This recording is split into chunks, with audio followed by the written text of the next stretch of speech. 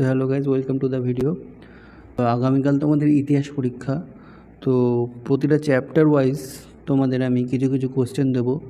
তো তোমরা চ্যানেলটা সাবস্ক্রাইব করে রাখো যাতে তোমরা প্রতিটা ভিডিও দেখতে পারো এবং প্রশ্নের উত্তরগুলো পেতে পারো। 1. কিতাব উল রিহালা গ্রন্থটি রচয়িতাকে?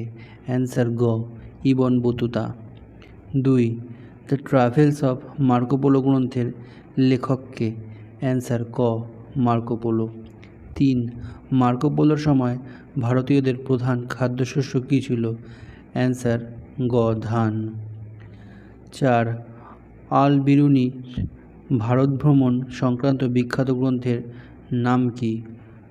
অ্যান্সার ঘ, তহকিক ই হিন্দ। 5. কিতাব উল হিন্দ গ্রন্থের লেখককে? সঠিক উত্তর গ, আল বিরুনি। 6. মুঘল যুগের সতীদাহ প্রথার বিবরণ কোন ঐতিহাসিকদের বর্ণনায় পাওয়া যায়? অ্যান্সার গ, বার্নিয়ে। 7. দিল্লিতে মধ্যবিত্ত শ্রেণীর লোক নেই, কে বলেছিলেন? সঠিক উত্তর বার্নিয়ে। 8. মার্কো পোলো কত সালে ভারতে করমণ্ডল উপকূলে আসেন? অ্যান্সার গ, 1292 সালে।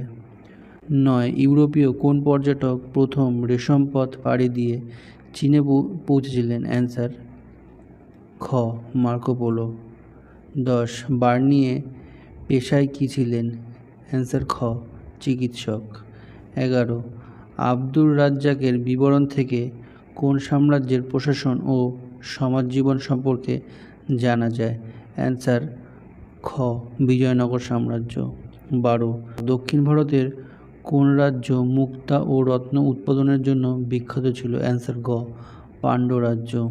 13. খাম্বাত শহরকে গুরুত্বপূর্ণ শিল্পকেন্দ্র বলে কে উল্লেখ করেছেন? অ্যান্সার ক, মার্কো পোলো। 14. মার্কো পোলো কী ছিলেন? অ্যান্সার খ, বণিক। 15. 11শো শতকে ভারতের সমাজ, অর্থনীতি ও ধর্ম সম্পর্কে কাদের বিবরণ থেকে জানা যায়? অ্যান্সার ঘ, আল বিরুনি। 16. দ্বিতীয় দেবরায়ের রাজত্বকাল ও সমৃদ্ধির কথা কার বিবরণীতে জানা যায়? ঘ, আব্দুর রাজ্জাক। 17. শাহজাহানের আমলে প্রশাসনিক কাঠামোর বর্ণনা কে দিয়েছিলেন? অ্যান্সার ক, বার্নিয়ে। 18. আল বিরুনি কিতাব উল হিন্দ কোন সালে রচনা করেছিলেন? অ্যান্সার ঘ, 1030 খ্রিস্টাব্দে। 19. ইবন বতুতা কোন সালে ভারতে আগমন করেন? অ্যান্সার খ, 1333 খ্রিস্টাব্দে। 20. কোন রাজবংশের আমলে মার্কো পোলো দক্ষিণ ভারতে আসেন? অ্যান্সার ক, পাণ্ড্য রাজবংশ। 21. বিজয়নগর সমাজ জীবনে দেবদাসী প্রথার উল্লেখ কার বিবরণে আছে? অ্যান্সার ক, আব্দুর রাজ্জাক। 22. ইবন বতুতা দিল্লির কাজী কত বছর ছিলেন? অ্যান্সার ক, 8 বছর। 23. ফাদার অফ মডার্ন জুডিসি কাকে বলা হয়? অ্যান্সার ক, আল বিরুনি। 24. সুলতান মাহমুদ কতবার ভারত আক্রমণ করেন? অ্যান্সার ঘ, 17 বার। 25. একজন দক্ষ রাজার দ্বারা পরিচালিত বলে বিজয়নগরকে কে উল্লেখ করেন? অ্যান্সার গ, আব্দুর রাজ্জাক। 26. ইবন বতুতা কোন দেশের নাগরিক ছিলেন? গ, মরক্কোর। 27.